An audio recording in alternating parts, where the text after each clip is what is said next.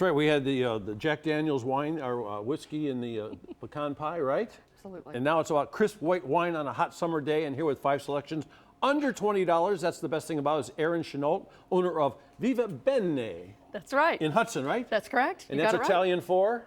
To live well. To live well. A couple of these, you'll think you're living well indeed, no matter what, bet. right? Absolutely. Okay, Get the day started off right. White wines, to me, are one of the trickiest ones to buy because there's so many different characters about It's them. true. Yeah, so where do we start? So what we're starting with today, this is called an Albarino. An Albarino is a Spanish white wine. It's going to be really aromatic. It's going to be light and crisp, and this is something that is absolutely perfect with seafood or any kind of fish. Would you say it's more citrusy or more floral? More citrusy, but it does have a little bit of floral on the nose, so it's really a beautiful wine. So that makes it special. Give it a whirl. And the funny thing about Spanish wines, we don't know a lot about those because a lot of those don't even get to our stores. You're absolutely right, because, and the thing is what I like to find being a small independent business is support other small independent wineries. And so you're not going to find any of these stacked on a grocery store, stacked mile high on the grocery store. They just don't make enough.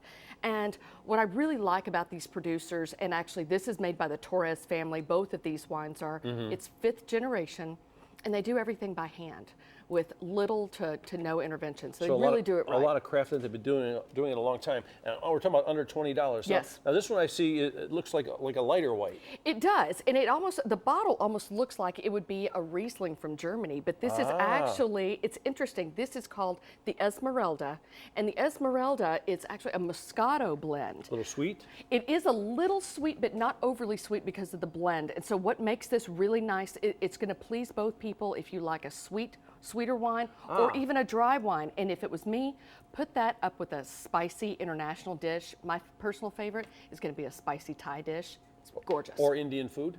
Or Indian food. You know what's great about this? It's not like opening a bottle for one person in the room who likes a wine that's got a little sweet side, because other people can enjoy it too. Exactly. And everybody's going to love it. And that's a hard one to find. That's true. What's this one? This is called Douai Uve, and Douai Uve, it means 2 grapes, and what it is, it's 50% Pinot Grigio and 50% Sauvignon Blanc. So you really get the best of both worlds with it. A lot of crisp, but then it's softened with that Pinot Grigio. So this right here has been a favorite of ours since the very beginning. It's made by a very well-known producer called Bertani in northern Italy, up in the Veneto region, where Venice is located. And they just absolutely make some gorgeous wines. So if I'm sitting on a patio with a cheese board, that's the one you go to. Cooler temperatures in the north, so that's why they can have those beautiful grapes up there. Absolutely. And would you serve this very chilled or just chilled? I would serve this chilled. Chilled. You know, in the very chilled wine category, because you raised a really good question. That's going to be more for bubbles, champagnes, as well as dessert wines, sparkling wines. Those you want ice cold. Everything else, chill it. How about this? This is the only local wine that I carry. It's called Arcazzatelli.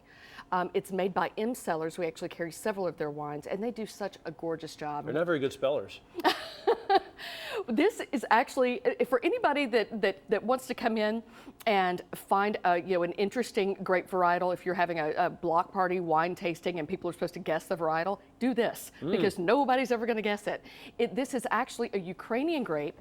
It dates back to 3000 BC, and to my knowledge, M Cellars is the only one that grows this particular varietal in Ohio. And how would you describe the aftertaste of that? This is going to be really acidic, really bright. It's going to have a lot of citrus to it. So what you're really going to want to do, pair this with creamy cheeses. I mean, brie is beautiful because it's going to cleanse your palate and then make you want another bite of cheese, and then cleanse your palate, make you want another bite of cheese. It's absolutely phenomenal. That's an excellent thing. And then phenomenal. This is called Love Block? Love Block, yes.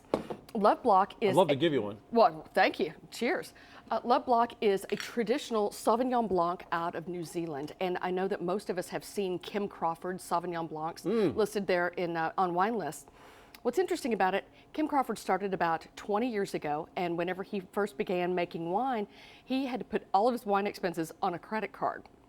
And so he didn't have the opportunity to have his own vineyard quite yet, but just a few years ago, about 5 years ago, he actually sold the label and his name and bought what they call the Love Block Vineyards, because this was his ideal spot.